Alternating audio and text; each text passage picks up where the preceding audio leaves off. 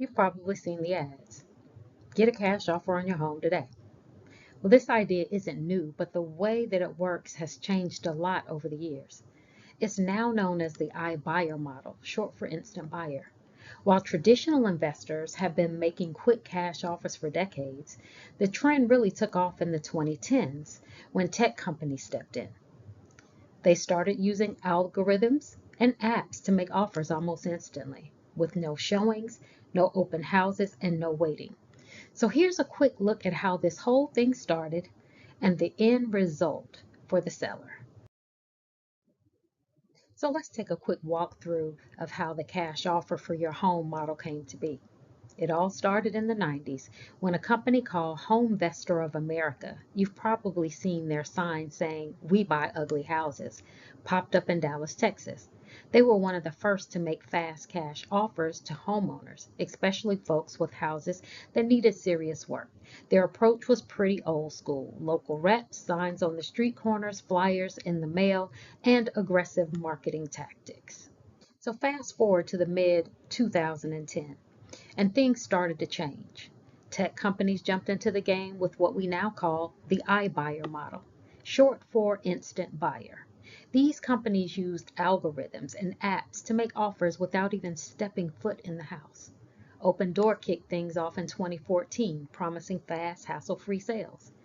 Offerpad followed in 2015, and even Zillow launched its own version, Zillow Offers, in 2018, though they eventually backed out in 2021 after some big pricing mistakes. iBuyers really took off, especially in hot markets like Phoenix, Atlanta, Charlotte, and Raleigh. People were drawn by how easy and fast the process seemed. But as more homes were bought this way, concerns grew. Were the offers too low? Were the fees too high? By 2021, iBuyers only made up about 1 to 2% of all home sales nationwide. But in certain cities like Phoenix, they were involved in up to 10% of deals. At first, homebuyers were intrigued. iBuyers like Opendoor and Offerpad promised a smooth, modern experience. Schedule a tour online, skip the bidding war, and close fast. No dealing with stubborn sellers or messy inspections. But as time went on, buyers started to notice a few red flags. The homes were often overpriced, poorly renovated, and flipped fast, sometimes with corners cut. Plus, some buyers found it hard to negotiate repairs or get straight answers since they weren't dealing with a traditional seller. They were dealing with a corporation. And in hot markets, iBuyers were driving up property prices, outbidding everyday buyers just to flip the property and put it back on the market with a markup. Yes, a lot of sellers jumped at the idea of quick, no hassle sale. No showings, no repairs, just cash and done. Sounds great, right? But there is a catch. The convenience came at a cost, a big one. Most cash buying companies like Opendoor or We Buy Ugly Houses offered way below market value. On top of that, they charged service fees, deducted for repairs, and left sellers walking away with 10 to 30% less than they could have made selling it the traditional way. According to the Real Estate Witch and Clever Real Estate, homeowners who sell to Opendoor, one of the most well-known iBuyer companies, typically lose around 6% of their home value compared to a traditional sale. For example, an analysis of over 200 homes showed that sellers received about $22,900 less on a $539,000 home. But it doesn't stop there. Opendoor also charges a 5% service fee plus deductions for repairs and closing costs, bringing the total equity loss between 7 and 10% of the home's value. In fact, the Federal Trade Commission investigated Opendoor for deceptive marketing practices, revealing that sellers on average lost about $14,000 or 3.6% on a $400,000 home.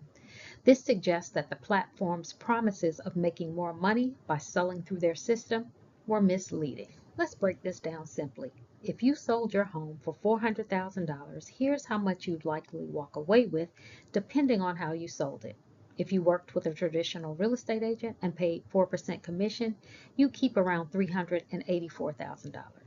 If the commission was 6%, you'd still keep about $376,000. Now here's where things get interesting. If you sold it to iBuyer like Opendoor, you'd likely lose around 10%, meaning you take home closer to $360,000. And if you went with a cash investor, the ones who promise fast closings, you might only get $280,000. That's a 30% hit on your equity. Bottom line, the quick and easy sale could be costing you tens of thousands of dollars. Ever wonder why companies like Opendoor and Offerpad are buying up homes like crazy? Well, it's not just about helping you sell fast. It's about control. iBuyers aren't in the business of owning homes. They're in the business of flipping them for a profit. They buy low, often at a discount, do some light touch-ups, and resell quickly, hoping to pocket the difference. Sounds simple, right? But here's the catch. The more homes they scoop up in a neighborhood, the more they control the comps. That means that they can influence what homes are listed and sold for nearby, including their own. It's a quiet way of manipulating the local market and pricing in their favor, not yours. And when they dominate certain zip codes, they can inflate values, outbid regular buyers, and even push out first-time homeowners who just want a fair shot.